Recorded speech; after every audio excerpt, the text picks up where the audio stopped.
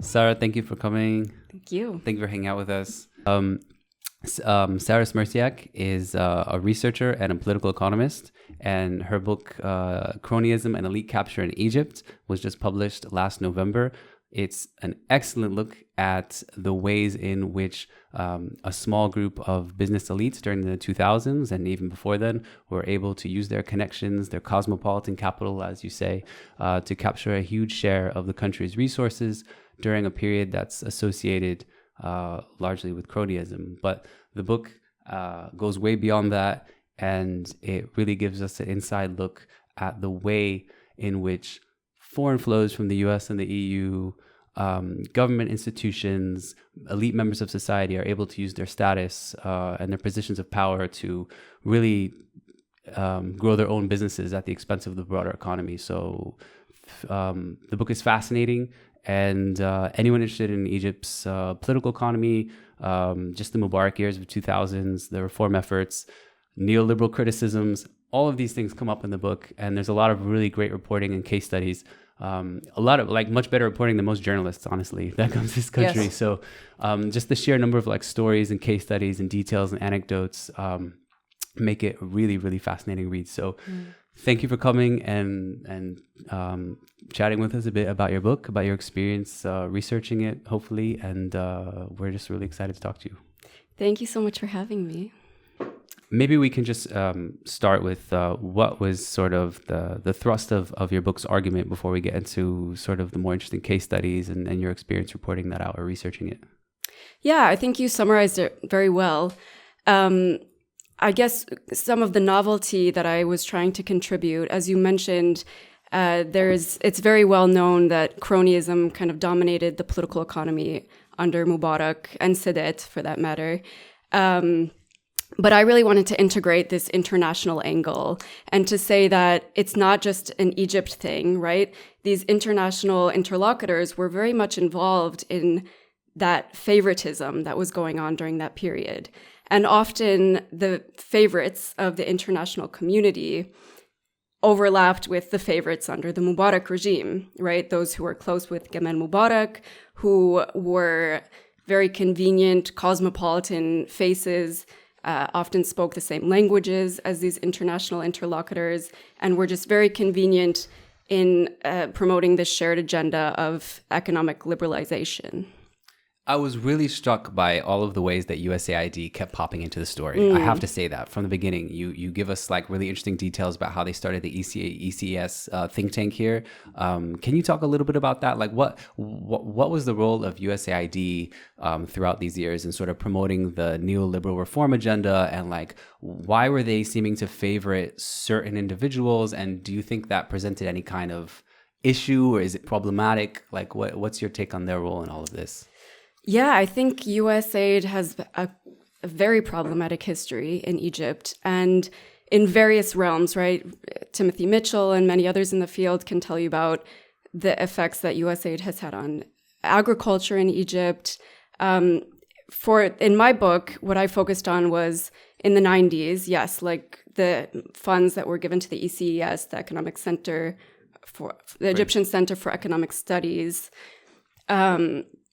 which became essentially the main policy platform that Gamal and the largest, most prominent cronies under the Mubarak regime helped shape policy towards this neoliberal agenda.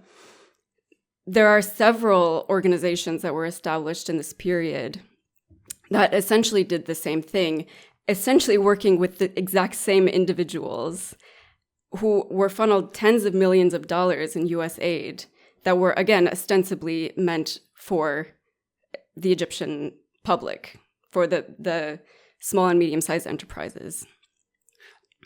Okay, I guess we can get into an example, but before, can I just let me ask? When you see what was happening with the aid flows, do you think, it's simply more of a fact of Western institutions not really understanding local agenda or local context very much? They're trying to do their best to find the right representatives to give their aid to, but they don't really know who's who, and so they end up just kind of giving this money to whoever, and then it gets exploited? Or do you think there's sort of complicity and shared interest in that these individuals, they know maybe might misspend the money, but they're like, they believe in the policies and neoliberal agenda, the kind of outcomes that they share. So they're willing to look the other way.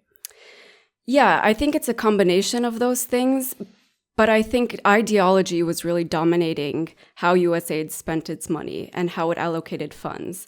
And when you had these individuals who were very, they spoke fluent English, they spoke the neoliberal language, they spoke the free market language, they saw in them very willing and helpful partners who also conveniently happened to be close to the regime, right? So it was kind of this symbiotic relationship between the US government, which wanted to promote economic liberalization in Egypt, and these individuals who were happy to take this money and have the increased leverage of having the US on its side, right?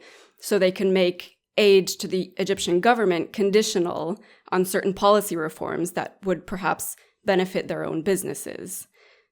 So it was, USAID didn't make much effort to reach the broader Egyptian public, but I think also they kind of operated in these black and white terms of, you are Egyptian, therefore you are a representative of the Egyptian population, even if, these Egyptian representatives were possibly more culturally, economically like their Western counterparts than they were the average Egyptian.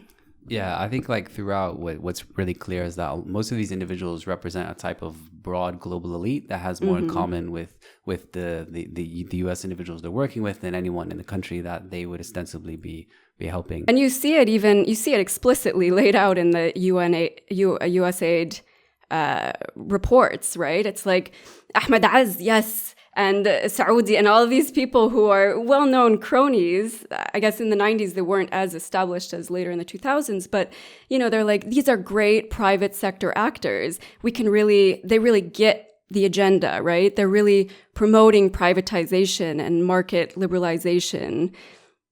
How influential do you think the Western development funds were in reshaping Egypt and its policy and achieving these outcomes for these businessmen? Like how much can we assign to them actually, do you think? I think a good deal. There was definitely a confluence of interest again, right? Because this was the period where Gamal Mubarak and his friends were really trying to kind of one up the old guard within the NDP. And it helped to have the US on their side, right? When Gamal and friends are trying to deregulate the financial market, for example, it really helped that you could then go to the US and say, hey, can you make this $200 million a year aid for policy conditional on X, right? And so it's more than just these organizations, right? It's the US government and their sway in the policy world. Yeah. Can I just ask, so you detailed several businessmen, you did several profiles on their interests and how they all intersect. Do you have one story or anecdote that you thought really really paints the picture of the way this works, like the way in which a single individual, through their connections with both Western capital, government organizations in Egypt, could really just kind of make their sort of empire here grow? I mean, there's a lot of good examples in your book, but what's one that you were sort of particularly struck by when you were researching? I guess the organization, the whole story behind the Industrial Modernization Center, the IMC, I think is really illustrative of the kind of shenanigans that were going on during this period. And this was an organization that was established to serve as a safety net mechanism, as many of these organizations were, during the disruptive events that would happen during economic liberalization. So what period are we talking about? When was this founded? So it was established in 2000. Okay. With EU funds, right? With EU funds. Actually, importantly, I think, with EU funds and funds from the Egyptian coffers, right? So it was it was, I think, showing that Egypt was invested in this also. But it also means that Egyptians' money was part of this fund, right? The Egyptian public's money was going to these elites also. And what was the stated purpose of it? What were they trying to do? So it emerged in the context of discussions around the EU-Egypt free trade agreement that was under discussion at the time from the 90s, in the 90s. And essentially it was saying, okay, we know that the EU is a more industrialized bloc than Egypt. So in the event of a free trade agreement, Egyptian industry will likely suffer, will certainly suffer, right, with this increased competition. So the idea of the IMC was that, okay, we're going to have this modern industrial modernization center to protect these smaller enterprises or to protect Egyptian industry in general. And so it'll be fine, like the free trade agreement, this trade liberalization. So the idea is that you allow you allow EU goods to come in without any tariffs or protections so they can enter the Egyptian market, but then to compensate the Egyptian industry, you give them this little sort of support package to beef up their own competitiveness so that they can like be in the local market and still compete with the EU products and maybe also export their own stuff. So it's in order to make it a fair fight once these products come flooding in the market. That's kind of the philosophy, right? Exactly. But I guess like what actually happened is the story. Yeah. So what actually happens is that it's established as an independent entity in 2000 with 250 million euros of EU funds and over 100 million euro of Egyptian which was quite funds. big. If I believe you cited this, it was the biggest EU grant for a non-EU country of this sort, right? Exactly. Yeah. Exactly. So substantial, and it was the largest development fund in Egypt at this time. Okay. So it was initially established as an independent entity. And then in 2004, with the rise of the Businessmen Cabinet, Mohammed Rashid was given the reins as Minister of Industry and Trade of this organization, right? So again, it's another example of them saying, you speak our language, right? You are private sector minded. You get Egyptian industry. We trust you. Take the money, like do what you think is right. And so he, of course, is now given the power to appoint the board of directors, the executive board, who then has the power to funnel the money to whomever they see appropriate. So this is where you really start to see this tiered access to the funds. So the individuals, the business elites and their friends, the business elites who were on the board and their friends, see very material benefits from this fund, right? Like it's even in their financial statements. It's in their corporate reports, right? We received hundreds of thousands of dollars from the IMC for like rebates on machinery. No, the issue with that is that it was supposed to be going to struggling businesses, right? But yet it was finding its way into the hands of like the most powerful individuals who already had like sort of a head up on these on small industries. Or I don't know if I'm stating that right.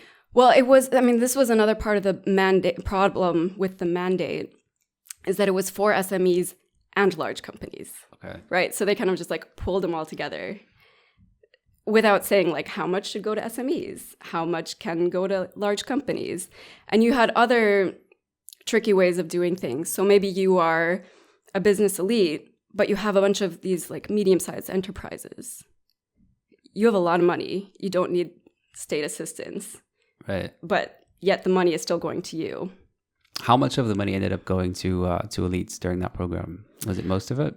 Definitely most of it, for sure, most of it. It's not all transparent. Not everybody has to report their financial statements, right, if they're not publicly traded.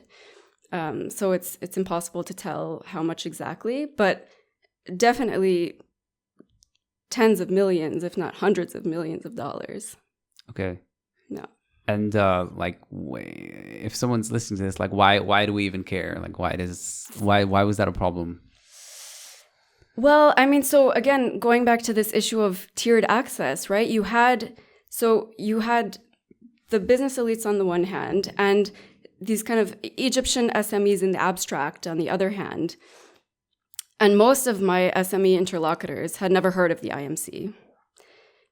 The ones who had heard of it, had like attended a weekend training session from some professor at Cairo University, who like taught them about markets and how to balance the budget. And they're like, yeah, it wasn't helpful at all, you know? Yeah. So it's like they do this show of, yes, we're getting training programs to the SMEs when the actual material benefits are accruing to these business elites. Why should we care? I mean, if we care about equality, if we care about inequality, these are the mechanisms that are kind of fueling Egypt's inequality. Yeah, absolutely. And I think like 98% or something around that of the country's companies are SMEs. Like it's the vast, overwhelming majority. It's not even close. So it sounds like these programs that didn't go to SMEs were instead going to like the tiny 1% to 2% that controlled everything anyway. Yeah, I mean, actually most companies are micro. So they don't even reach the SME category, right? There's this whole phenomenon of the missing middle. Yeah. There are so few medium-sized, healthy firms because they're either oligarchs and gigantic or micro, and they can't, afford to have more than one employee or something. So what would happen when you went to do your field research and you were trying to find like small shops, small companies, micro enterprises that you wanted to like compare their experience? What was that like, trying to find people and how they were interacting with like these programs who weren't the elites? Yeah, I mean, it was really upsetting because you have these dual tracks of conversations, right? You have conversations with the elites or conversations with government representatives who pretend, they stare you in the face and they say, yes, we have all of these programs in place for Egyptian entrepreneurs. Anybody can succeed if they just try. And then you go to these smaller economic actors, and they've never heard of these organizations, right? They have received no benefits from these well-endowed centers. And they're struggling, right? They're not only not receiving those things, they're also being harassed in other fields, right? Like the water, from the small bureaucrats who want to get more money out of the water bill or the electricity bill. They want bribes. They want bribes to re-sign the industry papers. So they not only don't have access to the funding, but they also don't have protection from predatory small bureaucrats. Yeah. Which is like the whole point of the informal economy here, I think, is that it doesn't often make sense for a lot of companies to formalize because the system just doesn't help enough. It takes, when the equation is that they're taking more from you than you're getting, then it kind of just doesn't, it doesn't really make sense to even join the real system. I think there was an example in your book about a guy who paid into some kind of like social insurance fund, some amount per month. After like, I don't remember how many years, he ended up getting a fraction of that back per month. So he would have like obviously just done better if he kept the cash. Mm-hmm. Like, so it just seems like examples like that are all over the place. So I don't know. It's true. And it was actually difficult to find SMEs, right? I mean, there are so many micro enterprises, so many enterprises in the informal sector. It was difficult to find those who are operating at such a low level, but also formalized. Because yes, as you've said, if you can be informal, it's just the obvious choice. Does that program that you documented, the Industrial Modernization, what is it called? Center, yeah. Is that still in existence? Is that still a thing? Whatever happened with it? The vestiges of it do exist still, but it's been, all of the money basically has been, funneled away. So it's not a very effective organization for anybody anymore. Okay. Yeah. So like during the 2000s, it was considered a success briefly while this money was being spent, and then it kind of just disappeared after the revolution? Or? Mm-hmm, exactly. After the revolution, so the people who were heading it, Mohammed Rashid among them, were convicted of squandering public funds from this organization.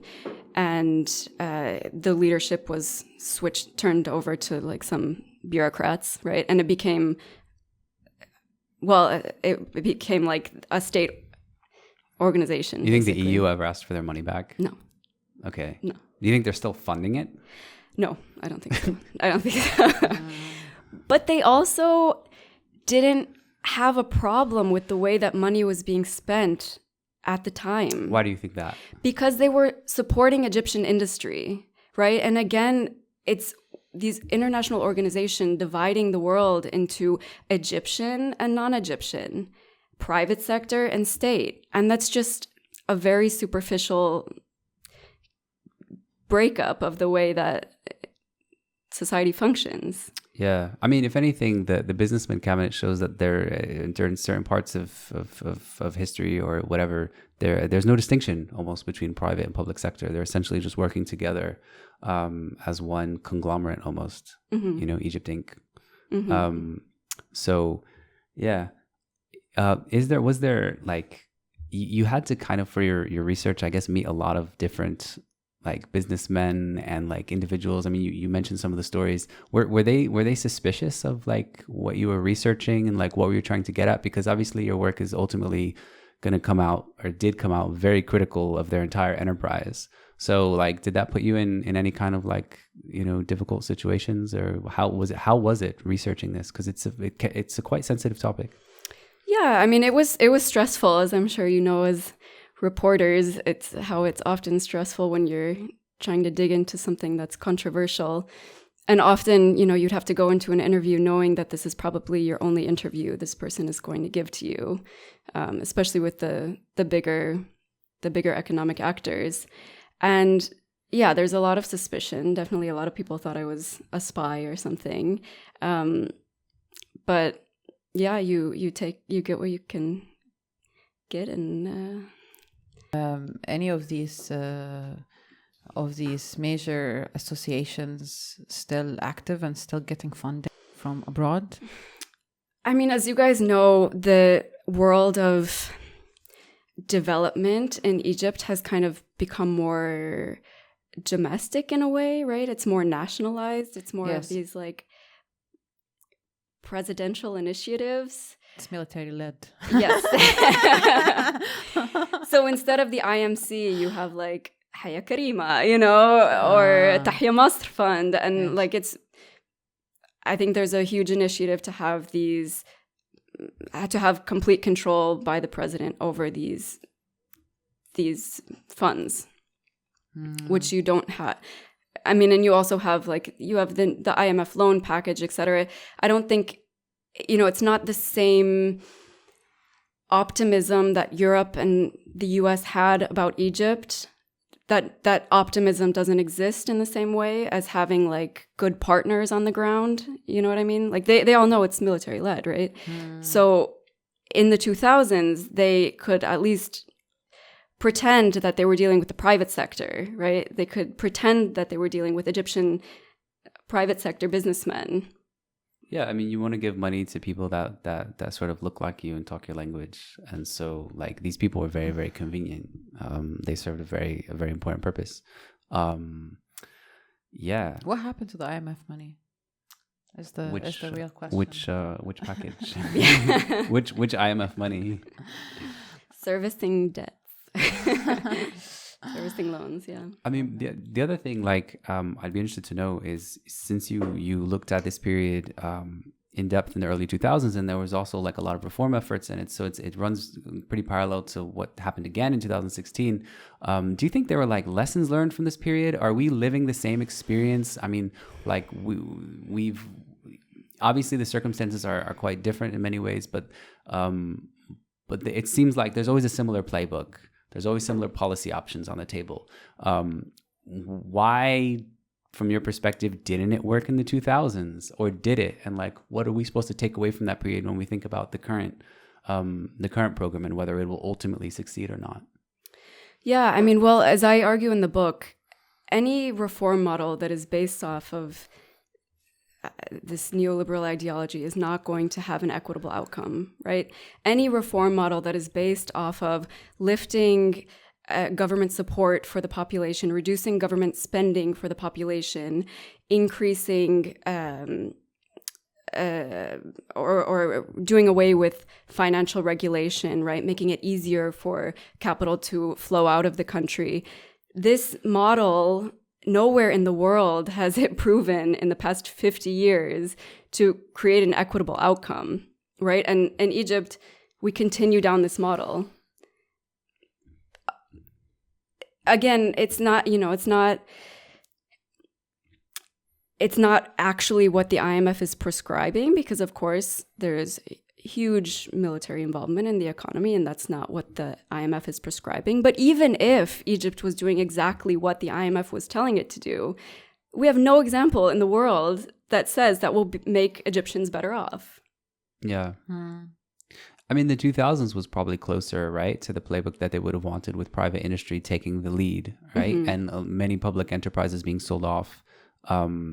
A lot of liberalization in different ways. I guess financial markets were liberalized. They lowered the tax rate. They made trade easier. They did a lot of the things that they were supposed to do. I think that they float the currency in 2005.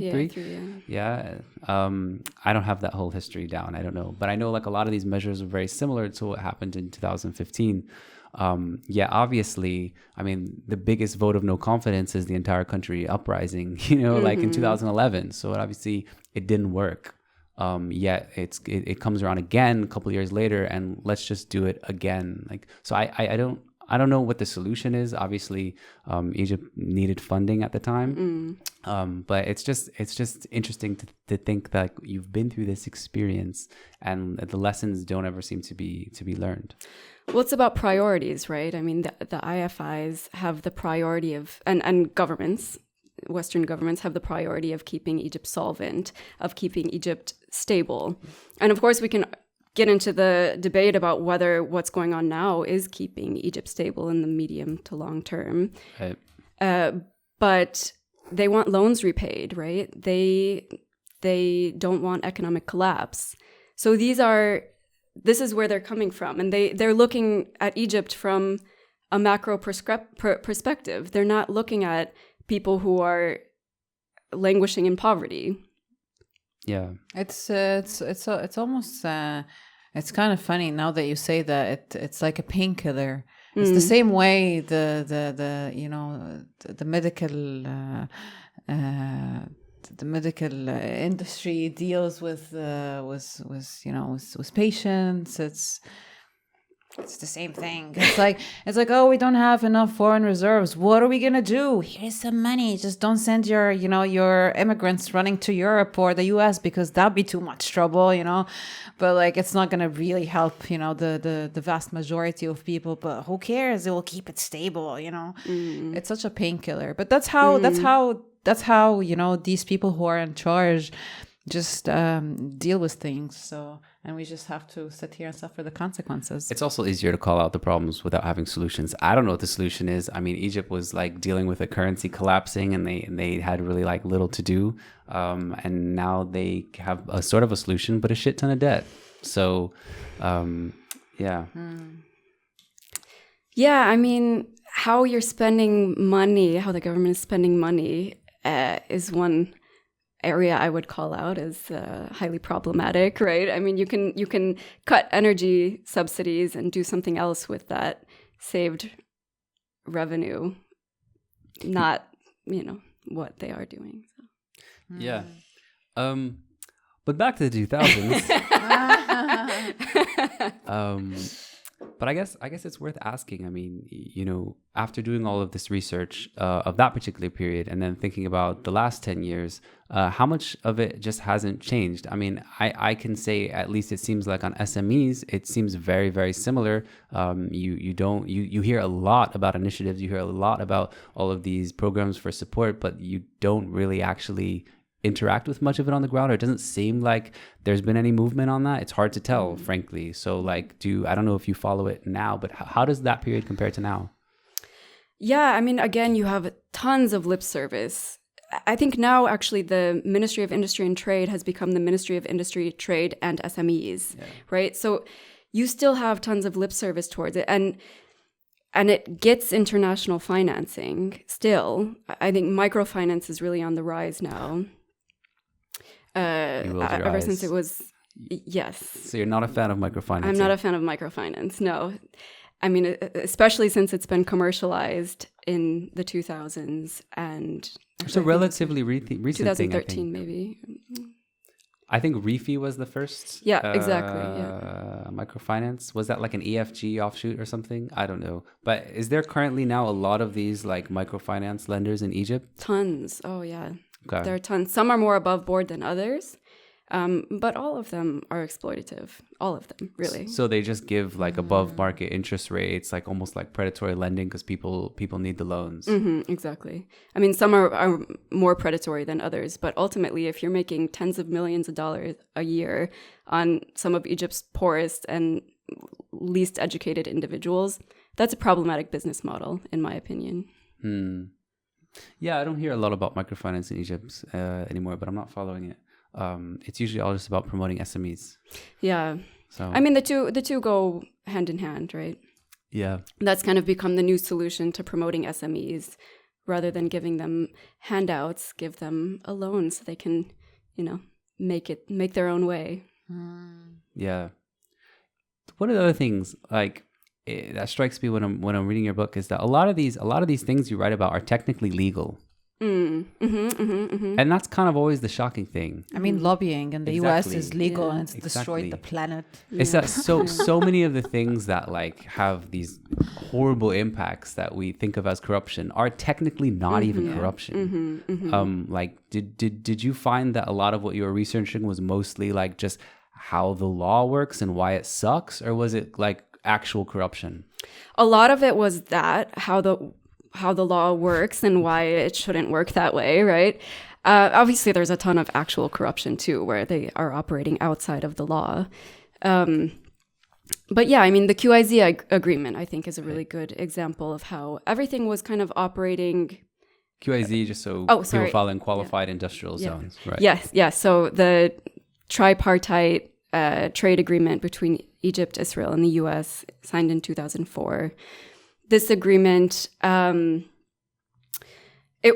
about it was perfectly legal, but the terms of the agreement made it so that it disproportionately benefited extremely wealthy companies and individuals and didn't incorporate smaller actors at all. That's a really interesting example. So can we like pause on that for a sec? Because how did that come to be? What was the goal of the QIZ? What were they trying to do? Because it sort of had a supposedly, it's still a thing today, has like a kind of noble cause, trying to help local Egyptian producers get their stuff to the US without tariffs, so they could like create more jobs and have more manufacturing and grow the industry and compete with, I guess, like cheaper markets in Asia and get their products seen. But like what happened? Like why is it problematic? What is it?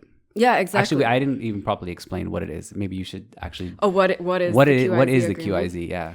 Okay, so it's this trilateral trade agreement signed in 2004. Basically, the reason why it was created in Egypt, why Egypt joined on, was because there was this international agreement called the Agreement for Textiles and Clothing. And this international agreement limited the amount of imports from these low-cost producing countries of textile and clothing, namely India, China, Bangladesh, limited the amount that countries like the US could import of these goods, so that Egypt and other countries that weren't as cost competitive wouldn't have their markets destroyed. But in the end of 2004, this international global agreement ended. So Egypt really did need to have either a free trade agreement with the US, which was its largest export buyer of textile and clothing, or it had to have some special agreement so that they could still sell their clothing at a competitive rate. So yes, I mean, technically the QIZ agreement should have been really good for Egypt as a whole. Again, like all of these organizations, who actually has access to the benefits of this agreement or of these organizations is very important, right? The details of who benefits. And there were really high barriers to entry, costs to be able to participate in these qualifying industrial zones. Okay. So pretty much only very large companies could participate in these zones. Was that because you had to open like a factory of a certain size or something like that?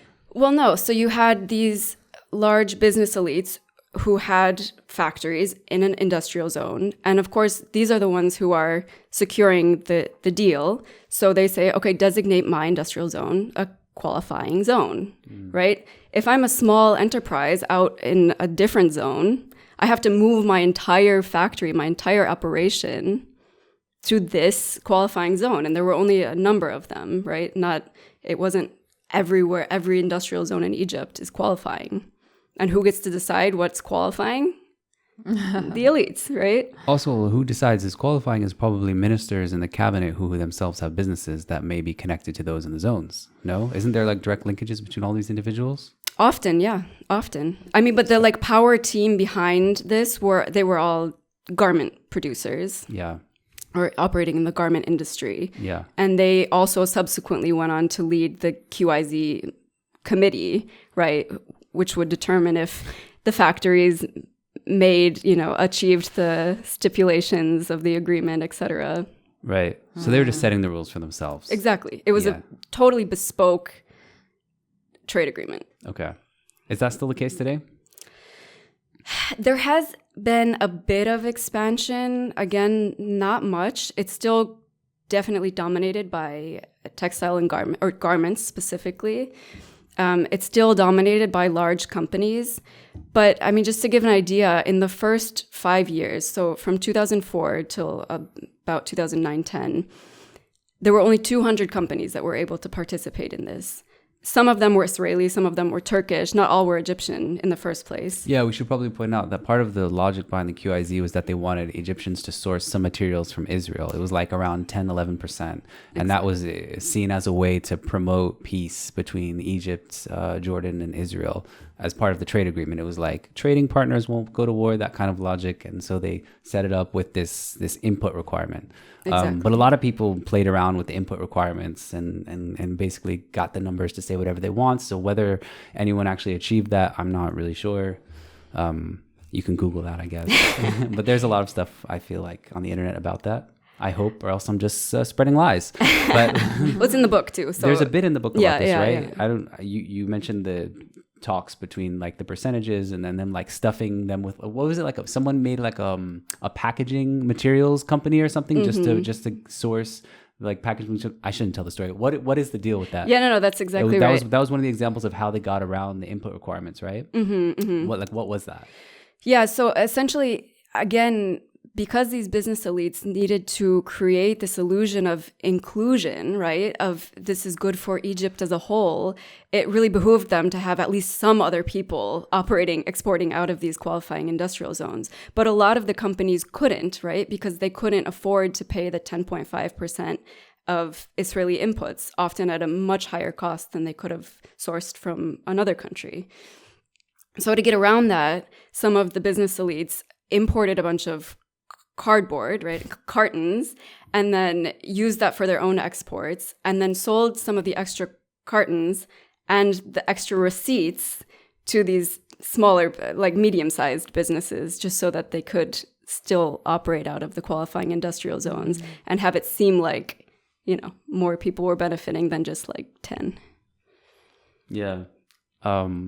Egyptians are really good at escaping rules. I don't know if this is I guess it's racist, but like my reporting on Egypt's economy was basically like, how are people able to evade rules and like get around different schemes in order to like take something that on paper sounds lovely but ends up just kind of like, you can like, if you gave like farmers some kind of like device for like monitoring their crops and they was distributed, it's like, okay, how long until these farmers just sell it because it's like worth more on the black market? Like things like that were happening all the time. In the wheat industry I used to cover, there was like a lot of sales of subsidized stuff, a lot of theft, and it was kind of just like, if there's a way to like game the system to make money, you will. So, I mean, the QIZ joins a long, honorable list of schemes that have... Yes, but I think it's more pernicious when it happens amongst people of power, right? Because usually at the lower levels, if it's a farmer selling something on the black market, he usually needs the money, right? It's like, you kind of forgive him, right? But when you're actively taking things away, opportunities or money away from economically disenfranchised individuals, that's a lot more pernicious, right? Than just kind of like bending the rules because you're poor or... Yeah, I'm sorry I made that comment. No. That's by the way, for the record, that farmer story is not a real example. That's not real. That comes out of a conference where we went to the supply ministry and they were advertising for this new system that they're going to give like some kind of smart trackers to farmers, and everyone was joking that they're just going to sell them, which is probably a terrible racist joke against farmers, and I'm sorry. I apologize. But it was that was always kind of the logic, because like every subsidy scheme was kind of like, how are we going to steal from this? Yeah, I mean, you're totally right about like bakery owners, right? Yeah. And selling the subsidized wheat, etc. Yes. But yeah. And like even with rice, they used to like just take it every season and hide it for as long as they could to jack up the prices. And anyway. Yeah. So moving on. How did looking at this period influence the way you saw the revolution in 2011? Because there's many different narratives that are told around why people protested, what it was really a struggle about, different power centers. I mean, having focused on this this group of private industry that was making a real challenge in the country, how does that shape how you think about what's happened really, or what happened in 2011 and since then? Yeah, I think in the 2000s especially, politicians and businessmen had just become so brazen about their wealth, right? About their power, their economic and political power. And I really think those optics did them no favors. And I think it did foment a lot of resentment. And yes, people were living in difficult circumstances and seeing very clearly that others were not, right? And so the natural question is, where is the money going? Where is Egypt's wealth going? And the natural answer when you're in those circumstances is to these guys, right? Yeah. Are most of these guys just out, like at this point? Most, yeah. That makes me really sad. Have they? I mean, I saw that they were punished by paying sums of money that didn't seem big enough, but that's it. So they're just out. Are they still operating? Like, I mean, I know Izz is back. Yeah. Did you see he Shout bought some? Talat Mustafa. Oh my God, yeah. So classic these guys case are just back. They're just I was watching some anniversary thing of Haya Karima, right? And it showed a little video of businessmen ambassadors for the initiative, and it's just like a greatest hits of Mubarak cronies. Like you have like they're all not all of them, but like a lot of them are there, and some of them are kind of mixed in with these new faces that are very much... They're kids. Well, no, they're older. Oh, okay, they're cousins. No, security apparatus people, right? Okay. So they kind of like have to share the pie more now. Yeah, and like that's the other thing. They haven't disappeared, but do you think that most of their influence is gone? Like these power centers are gone because with the ruling party no more there, these networks kind of like taken down a notch, or do they still is all of this still here? It's just we don't really see it because it's operating mostly in the background. No, they've definitely been taken down a notch for sure. I mean, as you guys see clearly, right? It's become Egypt's political economy has become much more centralized, much more autocratic, even than it has been under previous autocracies. And they are essentially doing business at the mercy of the regime now, right? Whereas before, especially those close to Gamal Mubarak and Hosni Mubarak himself, they had a lot more leverage in setting policies, in making deals. Whereas now the private sector, the civilian sector, I should say, is very much subordinated to the regime. Yeah, the other day we can reference our own podcast here. We had Mahmoud Salem here of Sand Monkey fame, and I didn't know much about his family history. I didn't know they were so connected to the NDP. I didn't know his mom was an MP for the NDP party in the 2000s. This was all new to me. But what was interesting about his little spiel was that he described, in almost glowing terms, I don't think it was intended necessarily, he described the NDP as the first time in Egypt's history that regular Egyptians had control of power and could sort of have at least access to power and privilege and make their own kind of economic decisions. So I guess if you're a super elite, the NDP would have been this kind of like amazing apparatus where you can finally kind of like create wealth on your own terms after, you know, thousands of years of colonization and you know, occupation and all these kinds of things, and even, you know, the military being more in control after Nasser came to power. So NDP in those terms is like this amazing thing for elite Egyptians. But if you're everyone else, and if you're just a small business, you kind of just got really screwed. So it goes back to like what we always talk about. A lot of these issues, and at least it just breaks down to like super elites and everyone else. That's a rant about nothing. I just thought like it was interesting to hear the NDP described in that way, and then read your book and then see it as like this party apparatus that was allowing for just complete elite businessman capture to reign.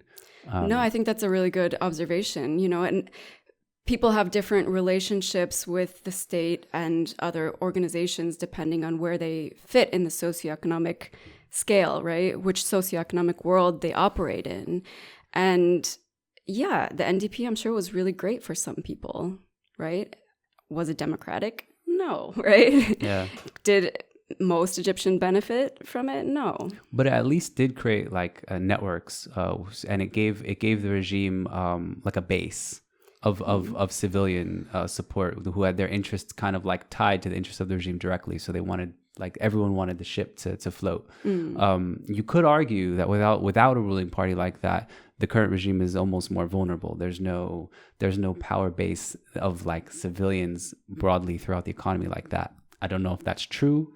I'm not going to speculate, but it seems like a quite different setup that maybe isn't necessarily a healthy one.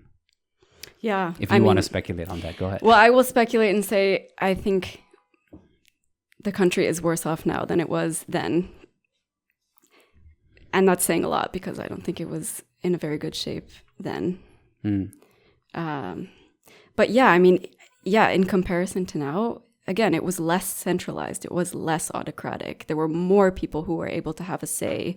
Again, these were all extremely elites and well-connected, but they're like physically more individuals, right? Yeah.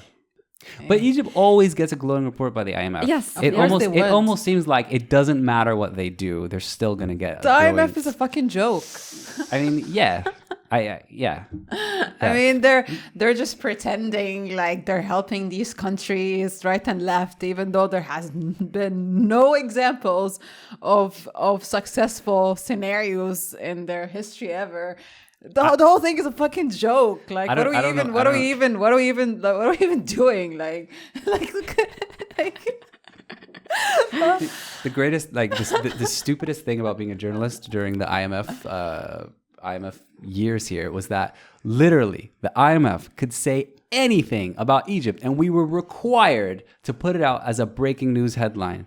Anything. They could just say, it seems that Egypt's economy is doing okay. We're like, oh, do you guys have that? Get that now. Yeah. No, that's why your book is more journalism than most journalism that's happened in Egypt the past like 5 years. I'm not even joking. Like it's bad because all they do, these journalists, is just sit around and we were part of that, and just kind of copy these statements coming out from the IMF or the government or whatever, whatever company that is allowed to speak at the time. It's fucking ridiculous, and we have to take it like super seriously, and it's an official statement. The IMF said that, so it must be true. Yeah, if anyone ever doubted, like, does the powerful have a bigger microphone than everyone else, just look at the way we used to have to cover the IMF. If we didn't cover a statement, we would get in trouble. You would get a call or something that, why don't we have this? Bloomberg has this. And the reason being just that their logic is, does this have some potential impact on markets? Whatever the fuck that means, because it can mean anything. Yes, therefore you must cover it. Therefore, powerful individuals will always get news coverage. The IMF, first of their statements got more weight than the Egyptian government's actual statements on economic policy. Yeah, the white people. Yeah. What are you talking about? I mean, I guess their spokesman wasn't super white. He was this brown guy. But that's beside the point. We're cutting this out. What a deferential podcast. He was still Western educated, so he was a white person. Yeah. Practice. Well. Ottawa of has the a broad- cosmopolitan elite. Yeah. Yes, exactly. That's Ottawa's definition of white people. Cosmopolitan. Yeah. So you're white, Ottawa. I'm not too white. Actually, by your own definition, you may be a white man. I'm not a white man. Apropos of nothing at all, there was all these like little like nuggets of information that I didn't know. So GAFI, the General Authority for Investment. Did they use that F just for the word for? Really? I think so. That's lazy. I think General so. Authority for Investment, GAFI. I We think might be so. wrong. We'll check that, but maybe GAFI. Well, wouldn't be surprised. Yeah. Okay, I didn't realize that if you are a company trying to get your company listed in I guess it's a free zone, so you get like some kind of like tax exemption status, maybe like customs or whatever. You get this huge kind of, I think, tax-free status, right? But in return, they take 1% of your company's profits. It's a scam. That's a scam. You're just paying off a particular government agency not to pay taxes. How is that not a scam? That's a very interesting way of And of looking course, at it. I went to GAFI once to do an interview, and it was like this immaculate palace Yeah, with no yeah. one inside. Yeah, and just like Yeah. marble corridors and all these like nice offices, and everyone just hanging out. Essentially, just I don't know what they were doing. And after I read your book, I was like, that makes perfect sense. Like now I understand what GAFI is. Yeah. And then it also had in the 2000s, right? It was trying to implement this one-stop shop. They've been trying to implement the one-stop shop Yeah. forever. Yeah, Egypt is a really good example of why macroeconomic indicators often don't say anything. Like Egypt, I think last quarter or something had like 7% growth or something really high, 5 maybe. But like they post these like really, really impressive numbers. So, and just as they did in the 2000s, and the IMF comes out, right after the numbers come out and says, see, Egypt is a poster boy. They're doing everything right. Their economy is growing. But like when you go meet literally anyone, their life is way worse, like way, way worse. So how is like a major international institution defining success as this? Like, why do GDP numbers even, like, why are we even taking them seriously at this point is what I'm always wondering. Because these are easy numbers to talk about. But again, like, yeah, GDP drives me insane because what factors into GDP? What's a huge element that factors into GDP? Government spending, right? So the more the government spends on potentially white elephant projects, the higher the GDP goes. How is this money coming? Where is it coming from? Largely from loans, right? Which are going to be paid back with interest. So the fact that the government is spending a ton of money now should not be on the pro side of the ledger, right? I mean, yeah, and you can basically borrow money to spend on anything, and it still gets registered as growth. So Yes, you could borrow billions of dollars and put it into like a bomb factory and explode them over the desert, and your GDP still grew 7%. Yep. So the IMF will then say like, look, you're a booming economy when like everyone can't even eat, but Yeah. you've got a bunch of bombs. yeah. And there's just no logic to a lot of the indicators. Yeah. Egypt's operating as if they have this tremendous amount of oil revenue when they don't, and trying to build the same kind of mega projects that are now being built in Saudi Arabia and the UAE. And it's all on loans in a way that Saudi Arabia and UAE isn't, right?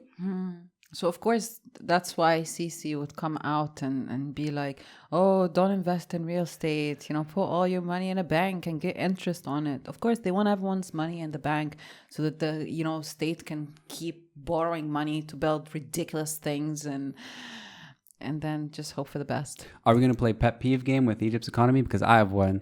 For the last like 2-3 years, there's this headline in Bloomberg that will not go away. And it's like, Egypt is the darling of carry trade investors, and it's cringy as shit because what they're saying, sorry, this podcast I'm telling you just went off the rails, I'm sorry, but since we're going to go there, basically they've been saying for like 3 years now that like everyone should be happy because Westerners are buying Egyptian debt because Egypt has the highest real interest rate in the world, right? So for like foreign investors and for people who are reading Bloomberg, they're like, Egypt is amazing, I could buy T-bills, yay. And then stuff like Enterprise, like local news here, celebrates that. And I'm like, wait, Enterprise, why are you celebrating that? You're on the Egyptian side. That's the other side of the equation. equation. So what you're really saying is that Egypt have to pay insanely high interest rates just to get dollars in the country to fund like trade and stuff because they don't have enough dollars. And they're willing to pay more than any country in the world just to buy people's debt. It sounds like Egypt's getting fucked, but like, we're not going to release this anywhere. But, I don't know when we're going to stop celebrating that. But like, why for like several years now are we celebrating this without being like, guys, that's debt and you're paying a high rate. The goal is to pay the smallest rate possible. I don't know. I guess I did a major in economics. I don't know more than that, but it seems pretty simple. And yet like it's always like Reuters, Bloomberg, whoever, like they're just like touted in the financial press as having this amazing sort of like feature of their economy is that they're just borrowing at high interest rates. Of course. Yeah, I mean, again, it depends on which indicator you're looking at, right? If you're looking at foreign currency reserves without looking at this extremely high interest debt, it looks better, right? Yeah. It looks fine.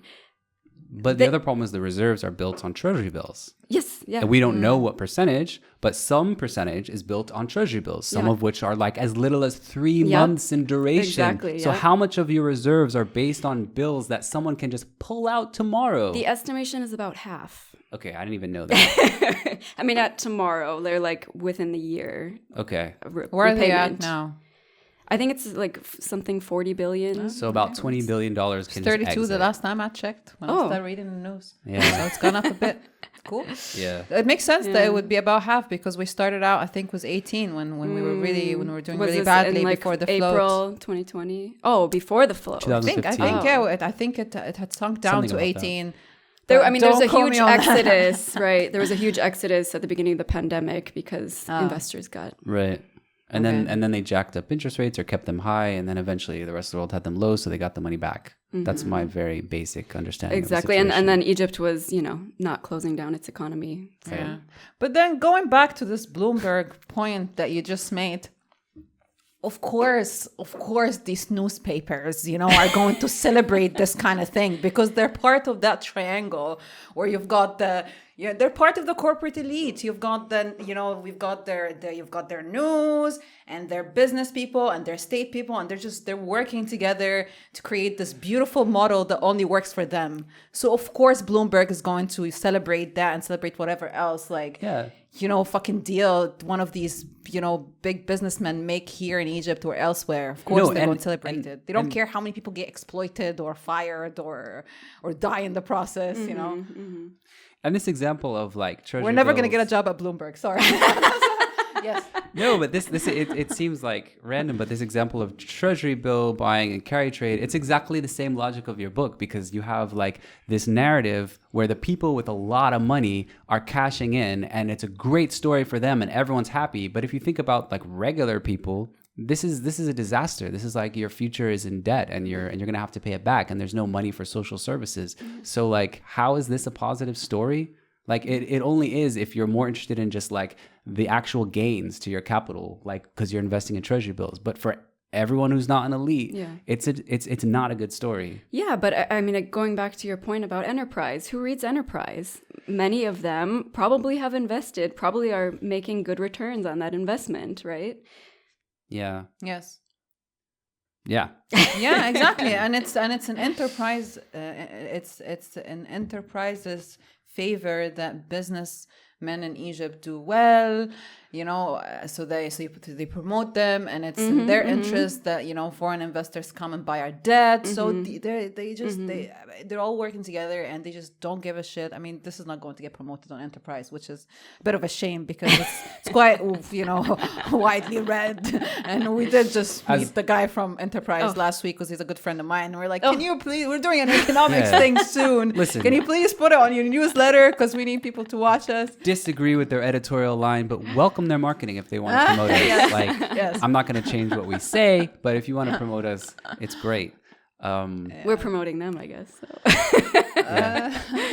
Yeah, they definitely don't need our promotion. No, they have a way bigger audience. Yeah. I was going to ask something, but I completely forgot because of that rant. Sorry. It's okay. What was the rant about? Enterprise? We've just been on multiple rants. Yeah. Okay, like can I just ask you a very, very basic general question? What was to you the most surprising thing that you found when you were researching this? Or was it all kind of just like you went into this knowing that this was a deeply corrupt system and you were just trying to figure out how best to map it so that people could understand how these linkages and connections to Western capital all work? Like, what was your... I guess the most surprising thing that I found was the prevalence of this empty rhetoric that is just thrown at you from all sides. It's really incredible the extent to which people absorb it and memorize it and regurgitate it for Western interlocutors, right? Yeah. Like this whole rhetoric of PPPs, public-private partnerships, as something being something other than, in this instance, the government inserting money into private-led initiatives that these private business elites would then capture, right? PPP, people would keep saying it, and I would like have to stifle a laugh, right? Because I'm like, oh, like, you know, it's bullshit, right? Like, it's like the word sustainability. مثلا. Yeah. Every company now is super into sustainability. They're also all green. They're all green. It doesn't matter if you're an oil company, you're a green oil company. Yes. Yeah. Half of Egypt is green coal right now. Yeah, green coal. They like dyed it. It's like the Nahr al-Akhdar. Yeah. Yeah. I actually worked at the American Chamber of Commerce here in Cairo for 1 year. So like that you talked about their roots a bit, which are super fascinating. They're very much involved in the neoliberal projects and friends with Gamal Mubarak and his friends promoting. And we used to have these conferences every few weeks where they would bring in businessmen. Most popular topic of that time, this was 2014, PPP. شفت? Always about the PPP. Yeah. It's just... Yeah. Because that was like a key word for being like, give us the public resources and we will utilize them as the private sector, right? Yeah. Like it was very transparent, but the PPP, because it was popular in the international discourse of international development with the IMF, etc., it was an acceptable thing to promote, right? It kind of seems like a basically like a legal cover for just corruption and sharing resources and without doing tenders necessarily. I might be wrong on that, but that's what comes to mind when I think of just kind of like business and private sector working completely together and likely not doing it in a competitive way with the whole market. At least that's the way it was.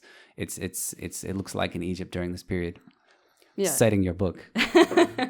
Yeah, exactly. I mean, an example of public-private partnership could be we as industrialists give us land for free or for basically free, and we'll develop it for you. Who actually gains from this free land? Obviously the businessmen, right? The state maybe gets something in terms of taxes, but maybe not even, right? Because sometimes they're exempt depending on the zone. One of the things that I think is a bit counterintuitive is that a lot of times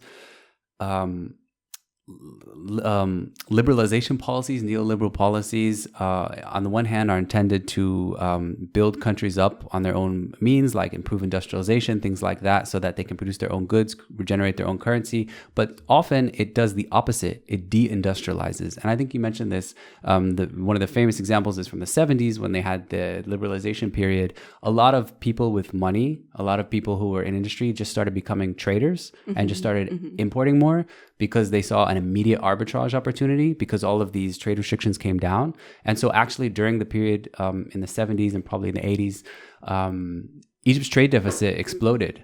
Egypt's imports just really grew and a lot of industries shut down. So like you have kind of like very, very countervailing forces. Like it's actually running counter to your goal. And I think you mentioned the QIZ. Something similar happened where the idea of a QIZ is you're promoting industry. But if suddenly all of these players can import for free cheaper components, then they're not going to use their Egyptian counterparts. So again, you have people who already have capital, who already have money, can kind of use trade or use whatever they can just to get the resources from around the world and neglect their home-based country and let that rot away, let the trade deficit increase, because it doesn't really matter as long as their wealth grows. And I just don't think people often link those two things. Like these policies often don't actually help industry in the long run. They might, but like it's much more complicated than the IMF is going to present it as. That's my rant. Yeah, I mean that's right, and you're right in saying also that it often has that opposite effect of deindustrialization. And I mean, that's an obvious outcome, though. Okay, it wasn't obvious to me. Well, okay. Because like so I was a captured journalist at Reuters, just like publishing what the IMF was saying, right? And, the logic is, okay, float the currency, suddenly exports will be competitive. All of these industries that have never been able to link up on the global markets, they'll find markets for the first time because their products will be half the price. It didn't happen. Of course not, yeah.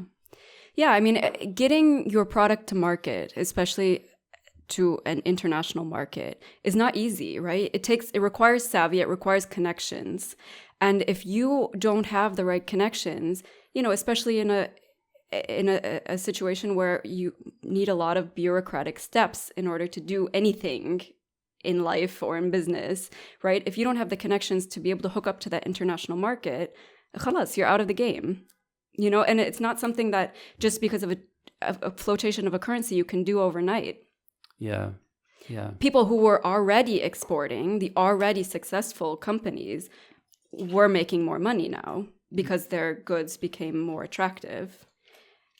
So again, it's this people who have a lot of money get more money, and those who aren't part of the circle can't get in. You can read in the USAID reports, okay, we need you to direct more attention to SMEs because we're not seeing that they're being included with these tens of $millions of dollars that we've been giving you to promote exports for Egyptian prosperity for all, right? So start an SME program. They start the SME program, and after like a year or two, they do another assessment and find 0 beneficiaries. Zero. What year was that? Do you remember? It would have been 99, I think. Okay, sure. 97, 99. And the overhead for that project was like in the tens of thousands of dollars. When they say in the same report 0 beneficiaries, and they just kind of like brush over it. They're like, well, that's not great, but it's not great because a lot of these programs are required to disperse funds. So they need to find people or else they won't get the funding. So if you're a USAID or you're someone else in DC and you show that you didn't give the money away that you were allocated by Congress, they're not going to give you the money again. So you need to keep showing that you're doing something, which leads to some really bad incentives. I have a story about that if anyone wants to know. I do, yeah. Very, very tiny example of this. I was, my first year in Egypt, I was here in 2011. And I started making these like little videos with a friend of mine who was on the Fulbright program with me, and one of them got shared a lot. It was the year of the revolution, so it was like protests, and we had friends in multiple cities because we were dispersed in the governance. I was in Mansoura, there was someone in Ismailia, there was someone in Alexandria, Cairo, and Zazi. So we gathered videos from all of the governance and made this little like 3-4 minute video of different people protesting. And it was kind of cool because we had governorates and stuff like that. So this organization, which I won't name, contacted us and was like, we love your video. This is a really great project. We think we want to work with you guys on making videos. And I was like, I just graduated college. I was like, that's amazing. Let's do it.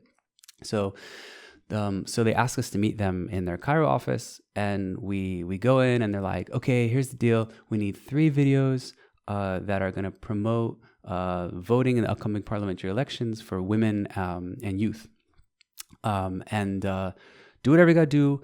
Make 3 videos, and if you make 3 videos and deliver it, we'll give you $4,000. And we were like, that's amazing, because like we're some broke college grads, and so we'll definitely do that. So we had no idea what we were doing. We made 3 horrible videos. I was like, but it was the best we could do. Like we weren't gonna like rent a whole like film crew with like these funds and stuff. So we like got some basic cameras, got some stuff, made it. We go into the meeting, they're like, they don't really like what we're doing. But then like the assistant comes out and starts talking to us and like, okay, well, I guess it's, we had like $20,000 for these videos. I don't know if we can show them this. And then the director just looks like pissed that she said that number in front of us. So what became clear was that USAID gave them $20,000 to produce 3 videos. They found 2 kids with no experience who they can underpay, pay them $4,000 to do just a shitty job so that they can obviously just keep the other $16,000, because $16,000, that's great in Egypt. And no one would know. They subcontracted it out to us. And for me, I was like, Yeah, that's probably happening all the time. Like this is how Western funds are used, and then these organizations can just like, use it for whatever they want. I mean, inefficient allocation at the least, but so like, and I'm American, so it's like, well, my taxpayer dollar is at least being wasted, at least partly coming to me and then partly being wasted. Yeah. But it's just wasted money. Yeah. So often. And it's really such a shame because $20,000, like imagine what good $20,000 could do in Egypt. Obviously it's a drop in the bucket, but like $20,000 times $1 billion over the years, right? It could do good in the country. Yeah. Is there any final lesson we think we can learn from studying the 2000s and all of this rounds of reforms, given that history, as we know, often repeats, and we've seen it repeat itself with the IMF and their presence in Egypt? Is there anything that you, from going so deep into these business networks, took away from it, like a different thinking or a different understanding of the whole neoliberal project or the role of Western donors and Western aid agencies? Did it change your mind on anything or make you realize anything? Well, I guess, the biggest takeaway that I would want Western donors, if they cared, to have is that you have to make sure your interlocutors are not just those who are comfortable to you, right? It's not just the people who speak English, who maybe have a dual nationality. If you want to actually promote equality, you have to find some way to speak to reach, to help people who you don't understand, right? Who maybe don't speak English, who don't understand your neoliberal agenda. How do you get that money to them, right? Don't just give it to the easiest person who you can have a beer with. But then they're just representatives of the U.S. government, and the U.S. government doesn't care about equality. They're doing exactly, they're basically working with big monopolies, and they're just supporting them, and they work together. So I just feel like we're a bit stuck because you're sending out these representatives here to be like, oh, we're gonna work on improving things, and there's no way. Yeah. I agree. You get to a point most don't care, right? Most are just promoting the agenda of whatever organization they're working for, USAID, for example. But I do think that some people do care. Like some people actually think that they're working in development, actually think that they're promoting equality or they're improving the lives of impoverished people. I really do think they want to. Some people want to. Just like some journalists are like most journalists are just, they think they're doing a noble job. They want to do a good job. They want to report the truth. And they're trying their best under very hard circumstances. They get stuck in a position where there aren't enough people in the office, and you can't do a lot of ground reporting, so you're just stuck in the office, just reporting official statements from powerful people. So I'm not doubting that people who work in development, a lot of them actually want to help. It just I do wonder if the structure itself would ever allow for these kind of aids or fundings or reforms to work. Yeah, because it's inherently just it's based on principles that favor the rich. Yeah. In my opinion, at least. I don't know. That's why I'm a big proponent of direct cash transfers, and I think there needs to be more of that. And I think it has. There's at least been the recognition that maybe that should be the direction moving forward. And that's, I think, where Tekaful and Koroma came from, right? This idea that, okay, the IMC didn't work. How can we make this money more effective? It's not enough, right? It's not enough, but I do think the answer is giving money to the people who need it most directly, having them. And that's not the answer, right? Because that's a wonderful solution. Yeah, economic inequities, right? But I think that is, in terms of aid, that is, in my opinion, the best of the options available. Yeah.